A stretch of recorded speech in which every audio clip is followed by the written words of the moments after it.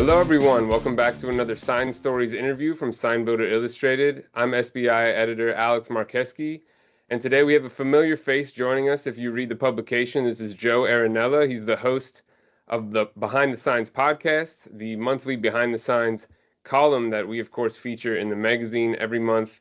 And he's also the general manager of SignTracker at Inctavo, and he is in the middle of the Texas snowstorm right now. So, Joe, thank you for joining us today. Alex, thanks for having me. Yes, it is cold in Texas and it's 20 degrees here, which I know there's a lot of places in the country that think, ah, man, 20 Yeah. degrees, that's short weather, but here it's for Texas, it's cold. That's nice. I've been reading that. I guess the power situation hasn't been as bad as people were saying it was going to be. No, it's That's not, good. thankfully, because we got caught in that big thing a couple years back and I lost power for 5 days and it was pretty Wow. tough. Yeah. Yeah. All right. Well, thankfully we can record today. So, for those familiar with the program, we ask three quick questions to kind of understand where the interviewee is coming from within the signage industry and just glean some knowledge from them. The first question I have for Joe is a simple one. How did you get into the signage industry? I know that you are a, pretty strong veteran in it at this point. Yes. I always like to joke that I was praying one day and asked God to show me a sign, and there you go. That's how I get into the business. But That's a good one. I actually, went to college.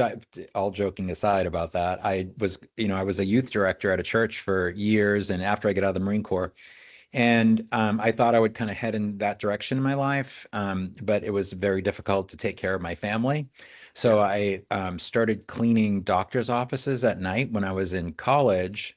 And it turned out that I had a knack for organizing workflow and crews. And I kind of fell in love with small business entrepreneurship.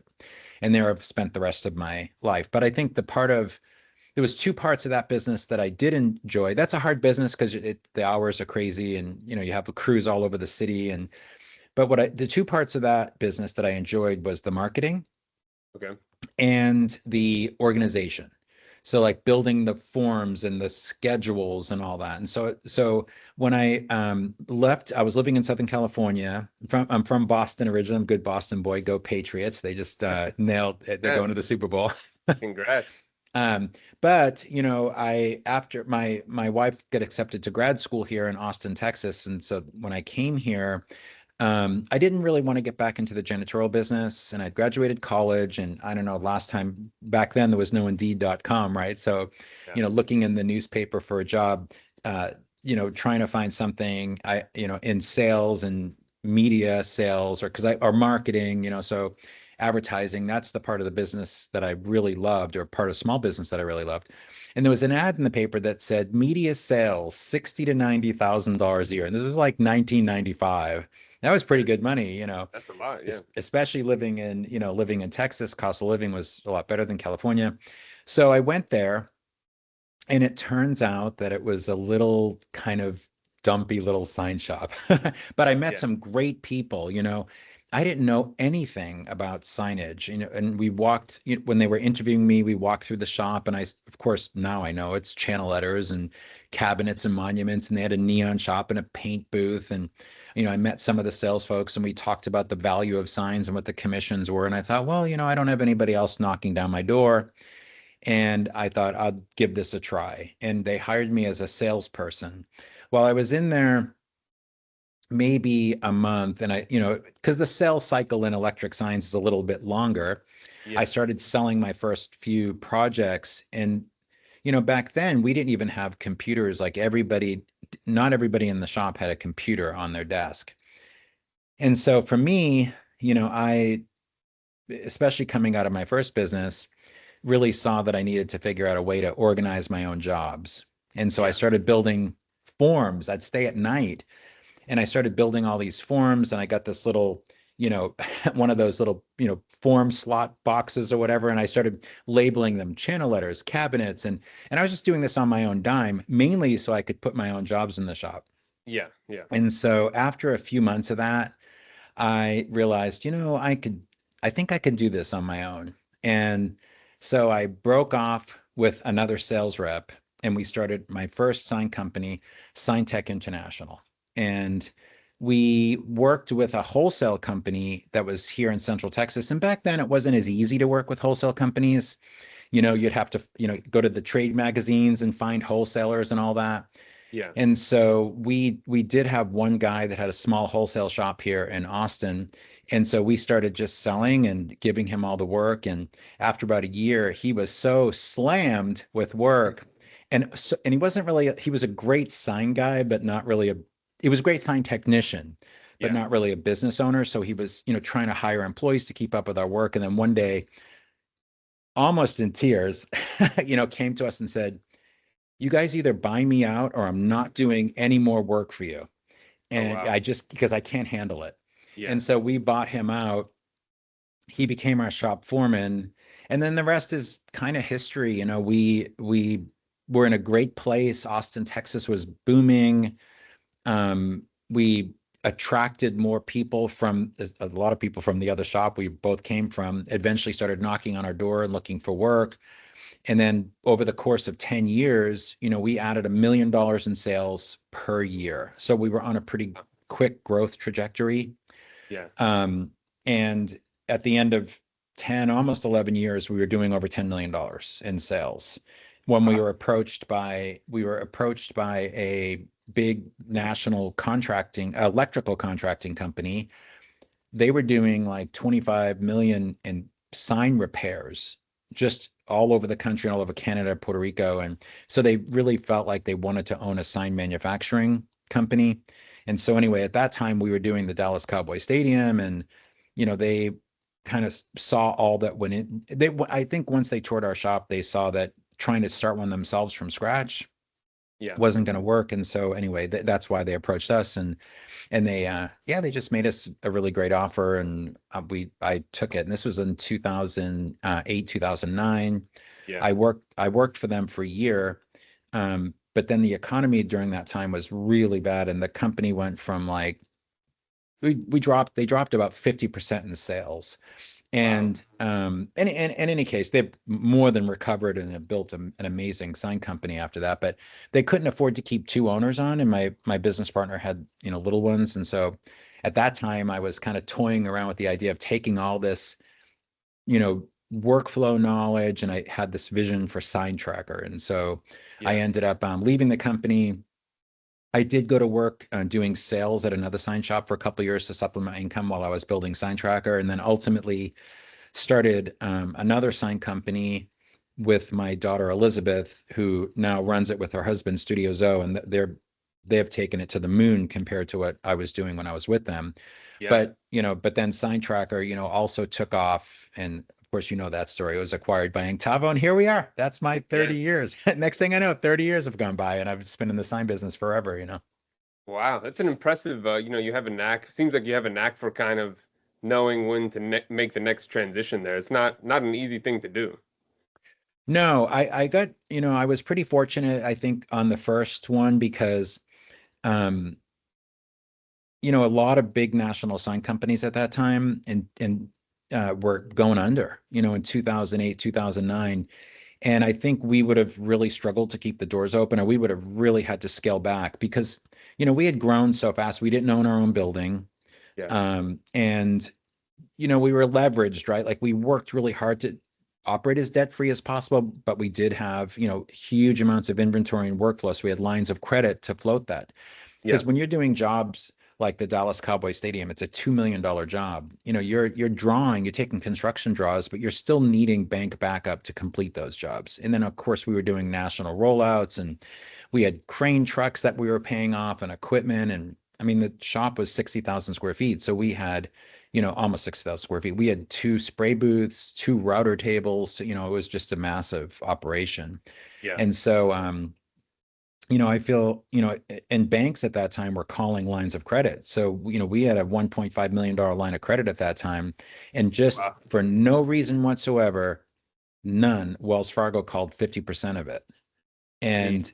And so it was really rough times. I mean, I remember being on the phone calling clients begging for payment so we could make payroll, and it was very stressful. But so Yeah. when these folks came in, I was pretty eager to say, sure, well, let's work something out. And they had the funds to, to carry it. So we were very, very fortunate. It was good. It was good timing. And Okay. with SignTracker in the second company with my daughter, um, that happened a little bit more fluidly because, basically SignTracker was growing, the sign company was growing, and the two didn't mix well because, I had project managers on one phone, talking to vendors about installing signs, and I had them on the other line doing support phone calls for SignTracker customers, and it was not scalable. Yeah. And SignTracker finally hit a point where I could make a living at it, and so that's when I decided to break off and do my own thing. Perfect. Yeah, thanks for that insight. And then for anybody watching, you can search Studio Zoe, that's DZO, on signshop.com to see some of Joe's daughters, Elizabeth, her work. They have some cool things up on our site. And of course, if you're ever in Jerry World, as they call it, you can look around and realize Joe did some of that work in there. So Yep. the next question is very broad, but if you could drill it down to one thing that you love about the signage industry. The people. Yeah. I just think the sign industry attracts a colorful crowd, and but I think I just love the diverse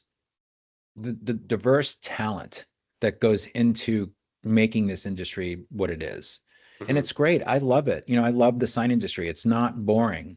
I'm not saying you're not going to have a boring day, but Yeah. overall, the sign industry is just an exciting industry. You're helping people um, live their dreams, right? If you're opening a business, signage is it's the component. I mean, they need that to draw people in, so you Sure. can partner with them. But then there's the design component. There's the creative side of fabrication, and then there's the technical side and installation and all the different people that go into making projects successful. I just love it, and I love that's a big part of why I think behind the signs is so important to me.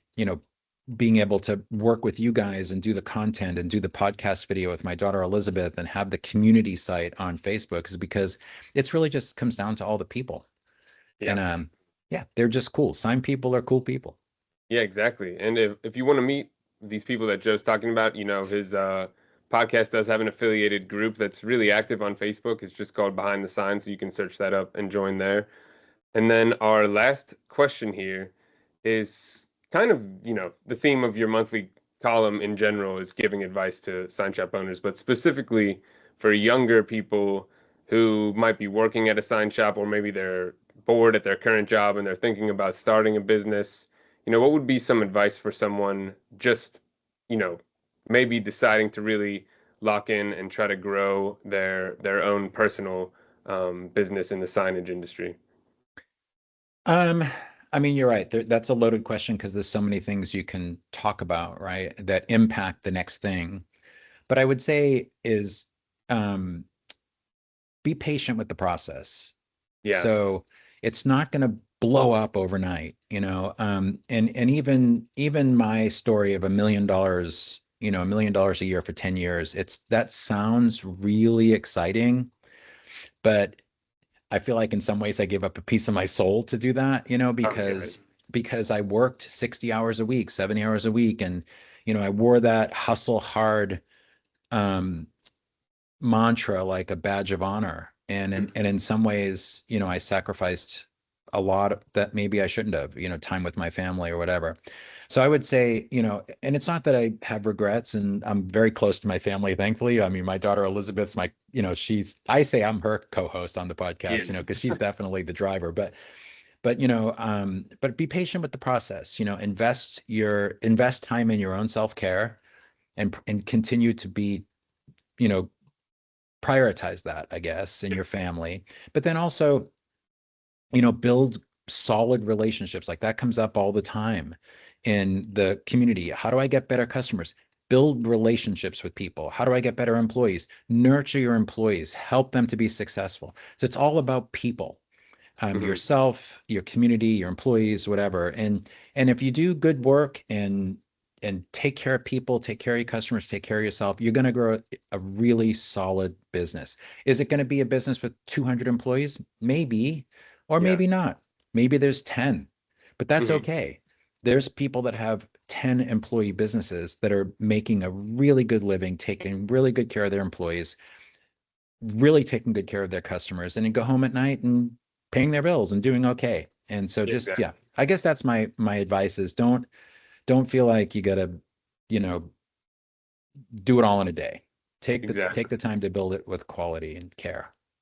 All right. Well, we really appreciate the insight, Joe. I know it might seem like a short interview, but that's kind of the point of these. So thanks again for taking the time out of your snowy Texas day there. I know it's a bit of an odd time for everybody down there, but I'm glad it's not as bad as people thought it was going to be. No, it's pretty good. I think the roads are kind of drying off today. I might even be able to go get myself a cup of coffee somewhere. All right. That's great to hear. Well, everybody, thanks again for watching and stay tuned to our YouTube channel. And once again, don't forget to read Joe's column every month and watch his podcast, Behind the Signs. Thanks again, Joe. Have a good one. Thanks, Alex.